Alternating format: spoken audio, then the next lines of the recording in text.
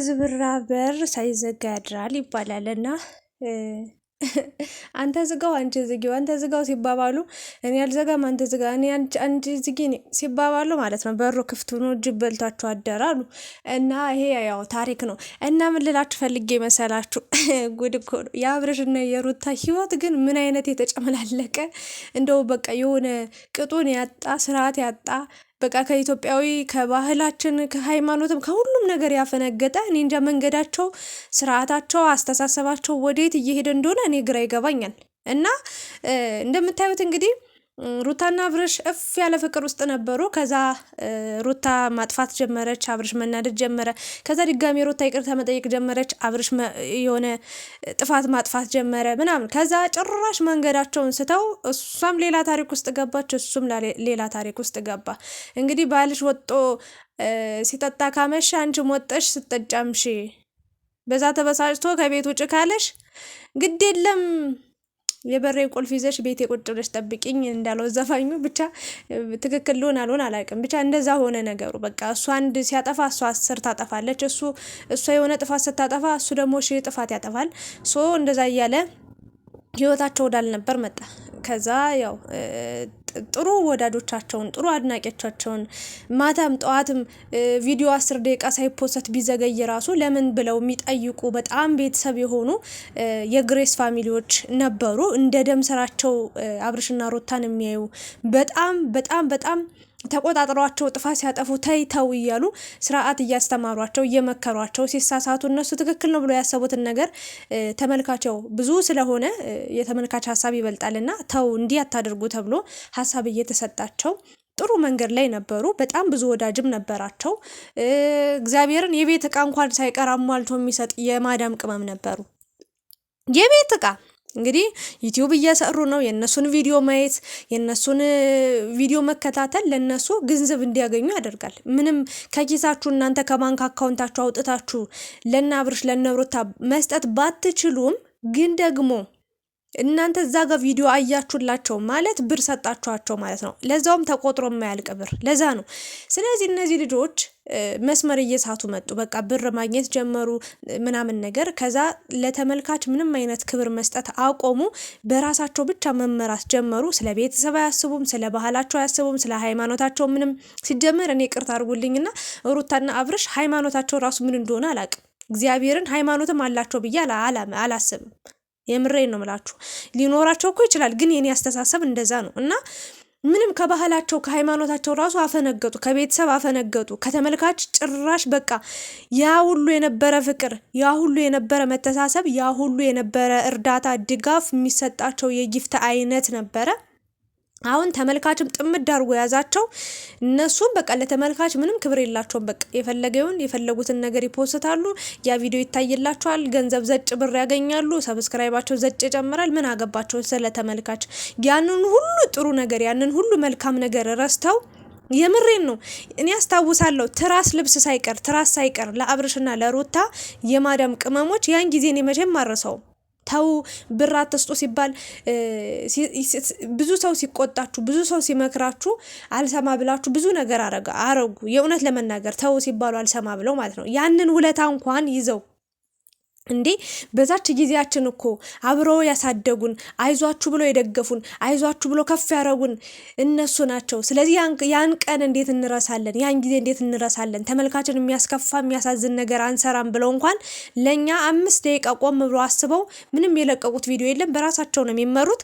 ባጭሩ ተመልካች በጣም ባለጌ ናቸው ብሎ በቃ በአጠቃላይ ማለት ይቻላል ሙሉ በሙሉ በሚባል ደረጃ ሰው ሁሉ ተበታትኖ አልቋል። በቃ የአብርሽና የሩታ ደጋፊዎች ራሱ ወደ ሌላ እየሄዱ ሌላ ታሪክ ውስጥ ገብቷል። ይሄ የሆነው ምንድነው? ለተመልካች ክብር ስለማይሰጡ፣ የራሳቸውን ስሜት ብቻ ስለሚያስቀድሙ፣ በራሳቸው ብቻ ስለሚጓዙ፣ የማይሆን ነገር ስለሚሰሩ፣ ዝሙትን ስለሚያስተምሩ ነው ባጭሩ እንጂ እዚህ ጋር ሰው አልገደሉም፣ ሰው አልተሳደቡም፣ ምንም አላረጉም። ግን በቃ የሰሩት ስራ ለተመልካች ደግሞ የወረደ ነገር ይዘው ስለሚመጡ ሰው ጠልቷቸዋል ማለት ነው። እና ወደ አሁኑ ቪዲዮ ስመጣላችሁ እንግዲህ አብርሽ ልጁን ትቶ ኢቭን ሌላ ሁለተኛ ልጅ ተረግዟል ተብሎ አብረኸኝ ሁን ልጃችን መጧል፣ ሌላ ልጅ ሊደገም ነው ሁለተኛ ልጅ፣ ስለዚህ እባክህ ስለ ልጃችን ብለ አንድ ላይ ሆነን ቤታችን እንስራ፣ አንድ ላይ ሆነን ልጃችን እናሳድግ ብላ ልጅ ያለ አባት ማደግ የለበትም፣ ልጅ ያለ እናት ማደግ የለበትም ብላ ጥያቄ ስታቀርብለት አብርሽ ሌላ ታሪክ ውስጥ ስለገባ ሄርሜላ ጋር ሄደ። በእርግጥ ሩታ አንድ ቀን ያጠፋቻት ጥፋት ነች። ይሄ ሁሉ ጊዜ እንድትቀጣ በዚህ ልክ አብርሽ ጨክኖ ጥላት እንዲሄድ ያደረገው ነገር ምንድን ነው? ከሄርሜላ ጋር አጣልታ ከጓደኞቹ ጋር አራርቃ በቃ ና እኔ ጋር እኔ እቀበልሃለሁ ብላ ካስመጣችሁ በኋላ ሙድ እያስኩብ ነው ብላ ብዙ ሰው አልቅሶባት ብዙ ሰው አዝኖባት ነበር። አብርሽም ሳይቀር አልቅሶ አዝኖባት ነበር። ከዛ ጊዜ በኋላ ቆርጦ ጨክኖ ሩታን ዞር ብሎ ማየት አልፈለገም ማለት ነው። ለማንኛውም ግን እሱም ያው ጥፋት አጥፍቷል። የእሷን ጥፋት ብቻ አልናገርም፣ እሱም እስከ ጥግ ድረስ አጥፍቷል እና ሌላ ሴት ጋር ሄደ። ሌላ ሴት ጋር ሆኖ አብሮ መኖር ጀመረ ማለት ይቻላል። ፍቅር ጀመሩ ምናምን፣ በዛ ደስተኛ እንደሆነ ተናገረ እና ስትለው አልመጣም አለ። ሶ በራሴ መንገድ እሄዳለሁ አለ። የማይቀየሩ ሰዎችም ተቀየሩባት ሩታ ላይ፣ በተለይ እንደ ቡዜ። አቤት የምትስቀው ሳቅ በኢየሱስ ክርስቶስ ስም። እንደ ቆይ በኋላ አወራላችኋለሁ ስለ ቡዜ እና ስለ ተመልካች በደንብ አወራላችኋለሁ። አሁን ግን ስለ ሩታና ስለ አብርሽ ልንገራችሁ እና አብርሽ በዚህ ጋር እኔ ከሄርሜላ ጋር ነኝ፣ ደስተኛ ሆኛለሁ፣ ህይወቴ ተቀይሯል፣ ህይወቴ እንደዚህ ብሏል፣ አሁን ተስተካክሎልኛል ህይወቴ እያለ ይገኛል። ሩታ ደግሞ ስታለቅስ የነበረችው ሴትዮ የብሬ ነው። እኔ ግራ የገባቸው ሰዎች ቢኖሩ ሩታና አብርሽ ናቸው እና ደስታን አልፈልግህም፣ እኔ ከአብርሽ ጋር ነው መሆኑ፣ በቃ ለጊዜው ነው የተጠቀምኩብህ፣ ለጊዜው ነው አብሬ የሆንኩት፣ ምንም አታስፈልገኝም፣ በቃ ተወኝ ብላ አመናጭቃ ሰድባ ትታው ከሄደች በኋላ ድጋሜ ደግሞ አብርሽ እሷ ጋር መምጣት ስላልቻለ ደስታን ለመቀበል ወስዳለች። እና በአብርሽ ዙሪያ በሩታ ዙሪያ የሚያጨበጭቡ ሰዎች ብዛታቸው ልነግራችሁ አልችልም። አቤት ማሽቃበጥ! አቤት አቤት አቤት! ፈጣሪ ሆይ ድረስ። እዛም ማጨብጨብ እዚህም ማጨብጨብ፣ በቃ አጨብጫቢዎች በሙሉ ሞልተዋል። በቃ ግን ሩታ ውስጧ እየተጎዳ እየተሰበረ የውሸት ሳቅ ነው የምስቀው ከላይ ከላይ። አብርሽም እንደዛው የውሸት ሳቅ ከላይ ከላይ ነው የሚስቀው። እና ማን ነው ደስተኛ የሆነ? ሁለታቸውም በትክክል ማለት ደስተኛ አልሆኑም፣ ሩታም አብርሽም። ምናልባት በዚህ ሰዓት አብርሽና ሄርሜላ አንድ እንዲሆኑ የሚፈልጉ ተመልካቾች ደስተኛ ሊሆኑ ይችላሉ።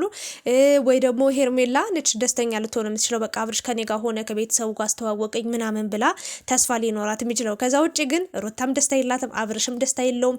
ሁሉም ውሸታም አጨብጫቢ ነው። በነገራችን ላይ በሩታ ዙሪያ ያሉት ሁሉም ውሸታሞች፣ ሌቦች፣ አጭበርባሪዎች፣ የሆነ ሾካካ ነገር ናቸው። ይቅርታ አድርጎልኝና ማለት ነው። እኔ በቃ ይሄንን ነው። ከዛ ምን ተፈጠረ?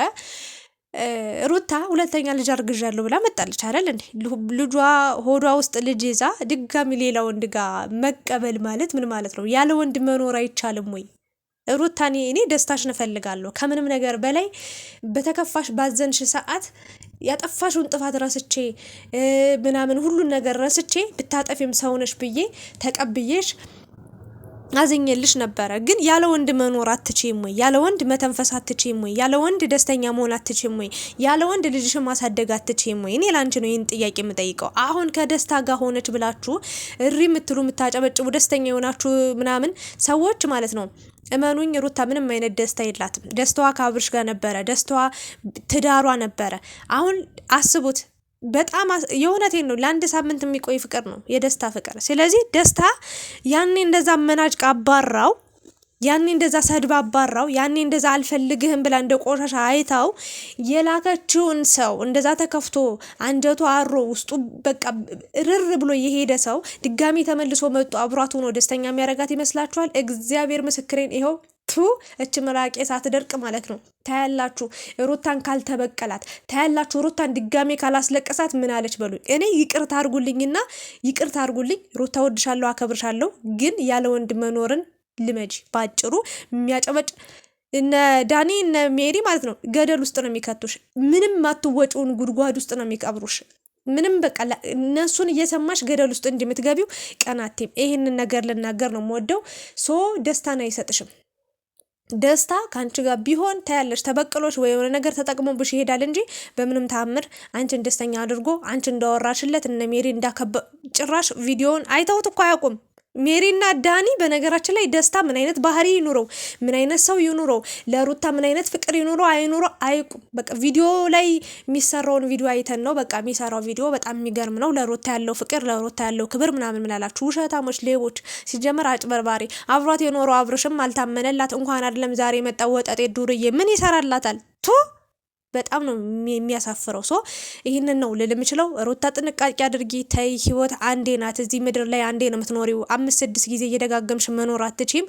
ህይወትሽን በአግባቡ ኑሪ። የማይሆንሽ ሰው ጋር፣ የማይመጥንሽ ሰው ጋር ራሽን ክብርሽን ዝቅ አድርገሽ የባሰ ተሰባብረሽ እንዳትወድቂ። በአሁኑ ብትሰበሪ ግን የምትነሽም አይመስለኝም የእውነት ለመናገር። ስለዚህ እኔ ምንም ደስተኛ አልሆንኩም። ብዙዎቻችሁ እሰይ ሩታ ጀግና ምናምን እያላችሁ ያበራ፣ አረ በስመ አብ እኔ ጭራሽ አልደግፍም በተአምር ማለት ነው። ይህንን ነው ልላችሁ የምችለው። መሆን የሌለበት ነገር ነው እየሆነ ያለው። እች ልጅ አብርሽን ከ2 ቀን በፊት አብርሽ ከኔ ጋር ይሁን፣ ያለሱ መኖር አልችልም፣ አብርሽ ከኔ ጋር ይሁን፣ በቃ ትዳራችንን እንኑር፣ አሁንም ፍቅሯ እንዳላለቀ ስትናገር የነበረች ሴት እንዴት ነው በ2 ቀን በ1 ሳምንት ሰውት በ1 ሳምንት እንዴት ነው ፍቅሯ አልቆ አብቅቶ ከአብርሽ ጋር የነበረው ነገር አሁን ከደስታ ጋር ልትቀጥል የምትችለው? ውሸት ነው። እያስመሰለች ነው። ከላይ ነው ደስተኛ ልትሆን እየሞከረች ያለችው፣ ግን ደስተኛ አይደለችም። ባጭሩ ውስጧ ምንም ደስታ የለም። ዘጋው። ወደ አብርሽና ቡዜ ስመጣላችሁ ደግሞ ቡዜ ሄርሜላን ምሳ ግብዣ አርጋላቸው፣ ግን በልተው ነው የመጡት ቤታቸው ማለት ነው። ለምን በላችሁ አለች። ያው ችግር የለውም እስከ ማታ ቆይተን እራትን በልተን እንሄዳለን በማለት እንግዲህ አስተባብሏል። በቃ ስርዓት ያለች ሴት ነሽ፣ የተረጋጋች ሴት ነሽ እያለች እንግዲህ ቡዜ በጣም ሄርሜላን እያደነቀቻት እያበረታታቻት በስማ እንዴት ልበላችሁ፣ አዲስ ፍቅር ይለያል። ድሮ እንደዛኛም እንደዛ አድርጎን ነበር። አንድ ቀን የሆነ ቀን ሩታም እንደዛ ተብላ ነበር። ለማንኛውም ግን ሴት መቀያየር አይደለም የፍቅር ትርጉሙ፣ የትዳር መገለጫው ሴት መቀያየር። ለዛችም ለዚችም በቃለው ለዚችም እዛም ሆናለው ማለት አይደለም። የእውነት ለመናገር እኔ ፍቅር አዋቂ ሰው ነው ብዬ የማስበው ያለውን የጀመረውን ህይወት አንዴ ወስኖበት ገባ አይደል? አንድ ሰው በቃ ትዳሬ ብሎ ይህን ህይወት እስከ መጨረሻው በዚህ መንገድ እቀጥለዋለሁ፣ በዚህ መንገድ አስኬደዋለሁ፣ ስለዚህ ጥሩ ህይወት ይኖረኛል ብሎ ይገባበታል አይደል? መጥፎ ጎንም ሊመጣበት ይችላል። ያንን ፈተና ተቋቁሜ ትዳሬን በቃ ቀጥለጥ አድርጌ አባወራን ሁኜ ትዳሬን ቀጥላለሁ ብሎ የሚያስብ ለመጡት ችግሮች መፍትሄ እየፈለገ እየተታረቀ ሰላም እያወረደ የይቅርታ ልብ ኑሮት እየሄደ የሚሄድ ሰው እንጂ በሆነ ጊዜ አስከፋችን ብሎ ሌላ ሴት ጋር የሚሄድ ከዛችኛውም አስከፋችን ብሎ እዛች ሴት ጋር መሄድ መቀየር እንደ ጀብድ አይቆጠርም። አዎ ኢትዮጵያ ውስጥ ገንዘብ ካላችሁ በሰማይ የሆነ መንገድ አለ ነው የሚባለው። ገንዘብ ካላችሁ እንዲህ በተለይ መኪና ካለ ሴቶቹ ፈጣሪ ሆይ ትዕግስቱን ስጠኝ። ለማንኛውም ግን ብዙ ነገር አየው፣ ብዙ ነገር ታዘብኩና ቡዜ በጣም ለሩታ መልካም ሰው ነበረች። በጣም ምትደግፋት፣ በጣም ምትረዳት፣ በሀሳብ ምትመክራት በጣም በብዙ ነገር እና አሁን ላይ ለካ ፍቅርም ያልቃል። ለካ የምሬ ነው። በጣም ገረመኝ። በቃ ሩታን ያለቻትን ነገር ሄርሜላ ላይ ስትደግመው ሳይ በጣም ገረመኝ። ለማንኛውም ግን ተዘጋጅ። ያው ሄርሜላም ሄዳ ሌላ ሴት መምጣቷ ስለማይቀር ያው ግብሽን ታጥቀሽ ሄርሜላ ቡዝዬ አይዞሽ እና ወንድምሽ ጎን ቆሚ። ከወንድሜ ጎን ነው መቆም ምናምን። እኔ ቅርታ አድርጉልኝ፣ ለምን እናቴ አትሆንም? ጥፋት እያጠፋች እያየው ትክክል ያልሆነ ነገር እያደረገች እያየው በታሪክ አልደግፋትም ወይም ደግሞ ከሷ ሀሳብ ጎን ቆሜ ድጋሚ በርቺ ቀጥይ ልላት አልችልም። ወንድሟ ነው እንዳጠፋ ገብቷታል። እዛ ጋር ልጅ በትኖ ትዳር በትኖ መጦ ሌላ ሴት ጋር እንደዚህ ያሸሸ ገዳሜ ሲል አይ ትክክል አይደለም። ቢያንስ እንኳን እንደው ይሄ ህይወት እንኳን ባትፈልገው ምን አለበት ብትረጋጋ፣ ምን አለበት ቀስ ብትል፣ ምን አለበት ህይወትን በማስተዋል ብትራመድ ብላ መቆጣት ስትችል የባሰ ሄርሜል ደግሞ ሳቋ በፈጣሪ እግዚአብሔር ቪዲዮ ደጋግሜ እያየው ሳቄ በቃ እምበይ እስኪመጣ ነው ሳቆ። አብርሽ የሆነ ነገር ያወራል፣ ሄርሜላ የሆነ ነገር ታወራለች። የማሽቃበጥ ጥግ። ለማንኛውም ይሄ ነገር እመኑኝ ከ1 ወር ከ2 ወር የሚያልፍ ነገር አይደለም።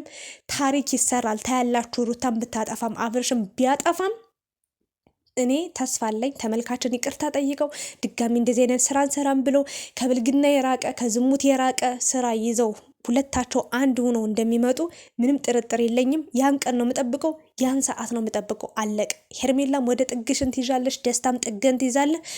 አጨብጫቢዎች በሩታን በኩል ያላችሁ፣ በአብርሽን በኩል ያላችሁ አጨብጫቢዎች ወደ ጎን ትላላችሁ። ሲጀመር የእነሱን ስም ካላነሳችሁ ዩቲዩብ ቪዲዮ ስለማይታይላችሁ አይደል የምታሽቃብጡት እንጂ የእውነት ደስታን ፈልጋችሁ የእውነት ውሸታሞች፣ ሁሉም አጭበርባሪ ሌቦች ናቸው። ለማንኛውም ግን አብርሽና ሩታ የተሳሳተ መንገድ ላይ ነው ያላችሁት፣ የተሳሳተ አስተሳሰብ ላይ ነው ያላችሁት።